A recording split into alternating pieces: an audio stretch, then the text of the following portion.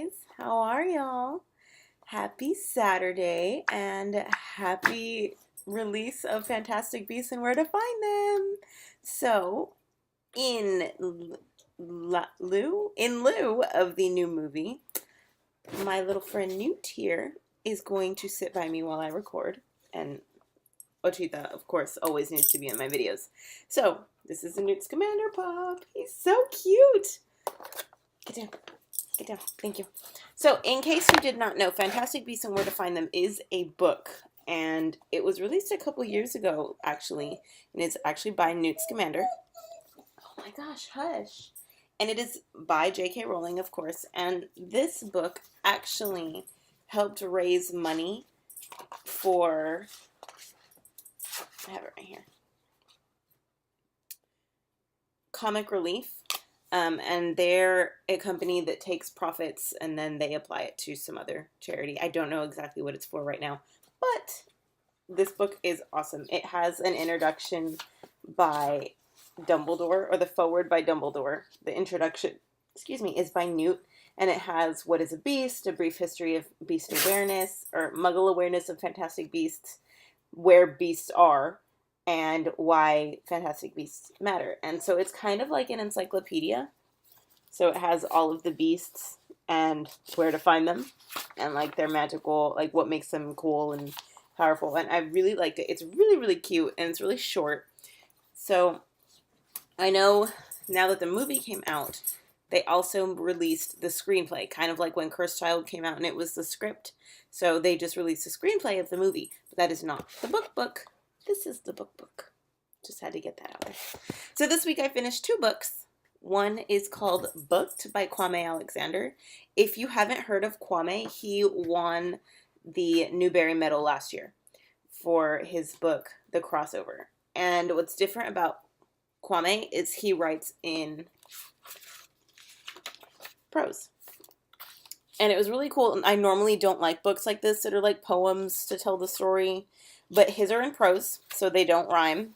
And he does a really, really good job of setting the scene and like showing you where the story is taking place and showing you the setting and kind of making you feel like you're in it. And it was really cool. So it's about a boy. I think he's like a freshman, middle school age, and he loves soccer. So when I heard about the other book that goes with book, The Crossover, somebody told me, oh, it's about a boy who loves soccer. And so I was like, not into it. Sorry, not going to. I don't care if it won a Newbery. If it's just about soccer, like, I don't care. And so I'm going to say Booked is not just about a boy who loves soccer. He does love soccer. It's like his main focus in his life. He plays on a club team as well as a school team, and his rival club team, his best friend is a captain on, and they know, like, they are the best soccer players that they know. But aside from that, he finds out his parents are getting a divorce, and his world, like, comes crumbling down, and it was a beautiful and very accurate description of what it's like to go through a divorce. I'm a child of 2 divorces, so I really related to him. It was beautiful, to say the least. It's a really amazing, very accurate portrayal of how a kid feels at any age when their parents are getting divorced. And, you know, the parents do the usual thing where they're like, it's not your fault, like, we still love you, we just don't love each other, blah, blah, blah. But the parents say, you know, we still love each other, we can't be together. And his mom's a horse trainer, and his dad wrote a book that's like a dictionary of words, so he's obsessed with words. And the cool thing is, the main character, Nick, is a wordsmith. Like, his use of words in the book is amazing, and he leaves footnotes on the end of pages where he uses words that he thinks normal people like us don't know, and they're little definitions, and then he uses it as an example, like in a sentence. And it was really good. So he finds out his parents are getting divorced and literally makes himself sick, and then he has to see a therapist. And he slowly has to come to terms with the fact that he has no control over his parents' relationship. And things happen, and he comes to realize he's going to be okay. when this happens, and like as the process goes through, and he learns how to have a friendship with both of his parents because he ends up having to live with his dad, and he's a big mama's boy. So it was really cool. I really liked it. I definitely give it like a 4.5 out of 5 because it wasn't like, oh my god, but it was good. And it was very, after reading a lot of like sci-fi and kind of fantasy and like craziness, it was nice to take a break and come back to the real world and come back to some realistic fiction that I can use to help my students because I think a lot of them would really appreciate it. So again, that was booked by Kwame Alexander. It is in my library. You can also get it on Amazon or anywhere else books are sold. It was great. And this one is nominated for the National Book Award this year, and I hope it wins.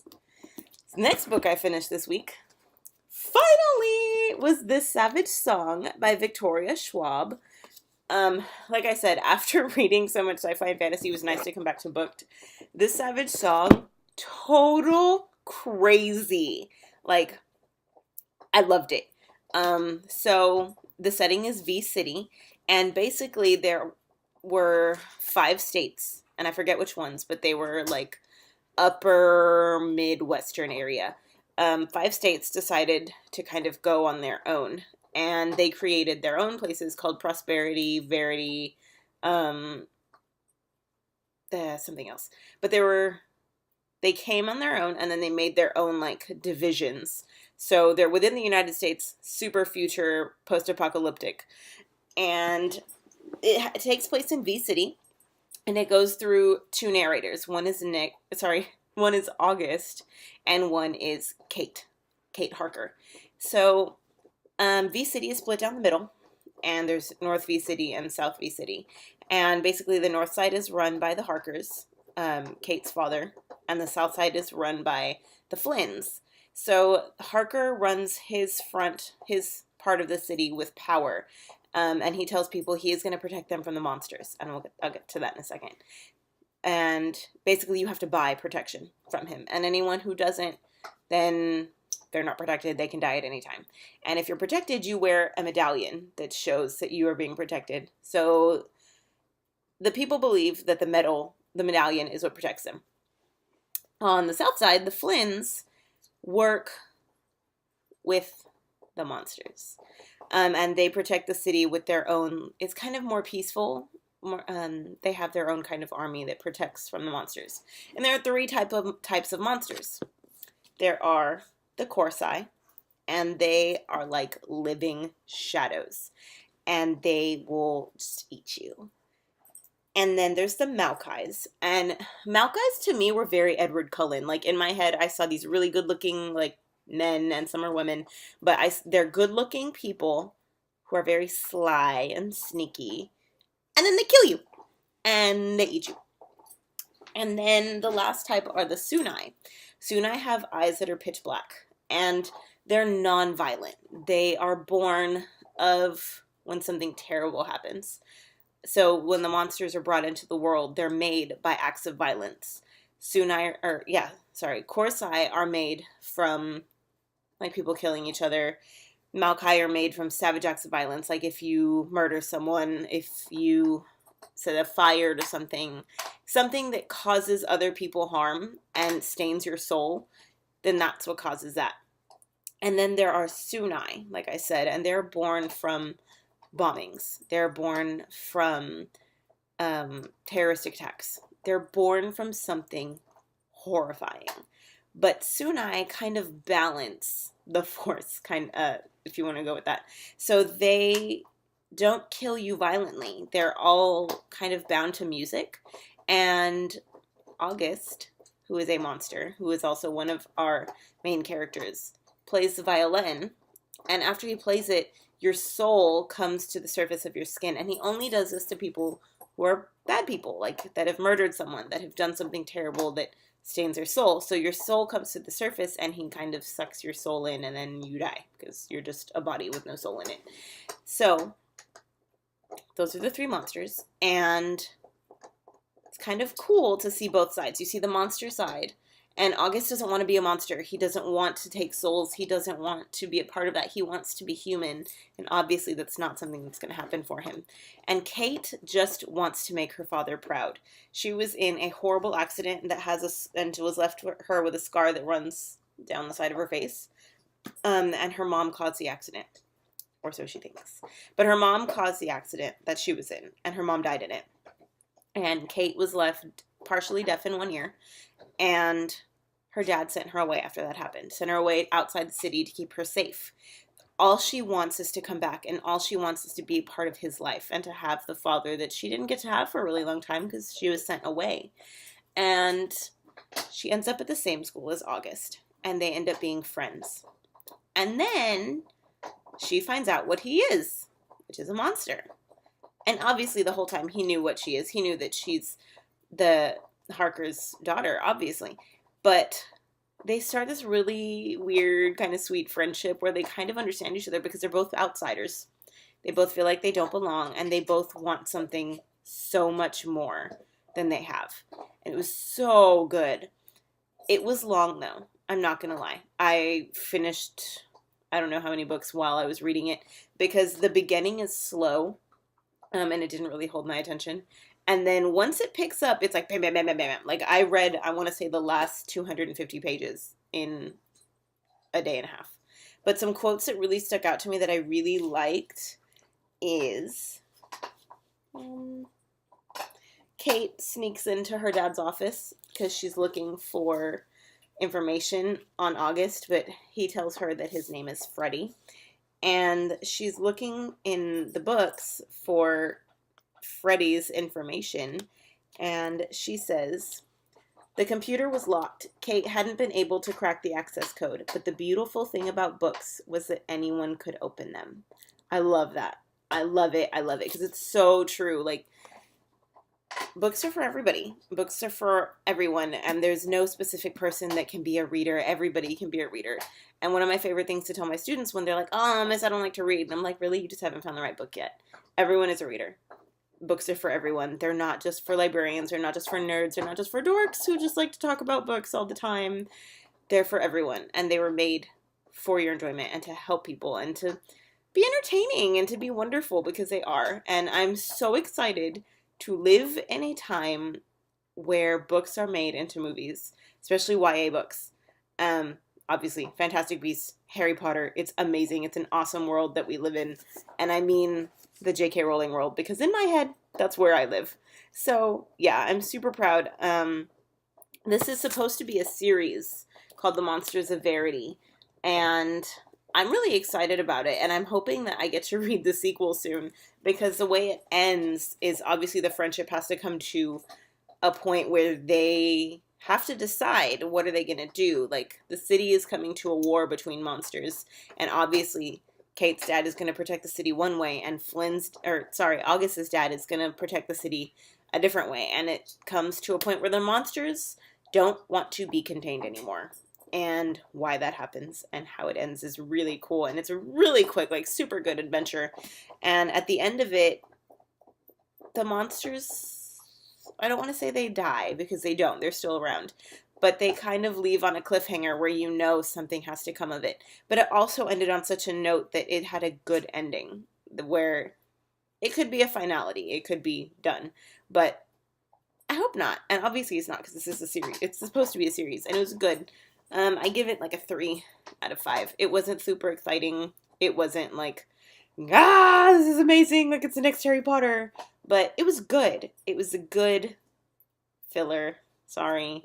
I bought it over Halloween because I wanted monsters, and I got monsters, but not the kind of monsters I intended, so that was cool.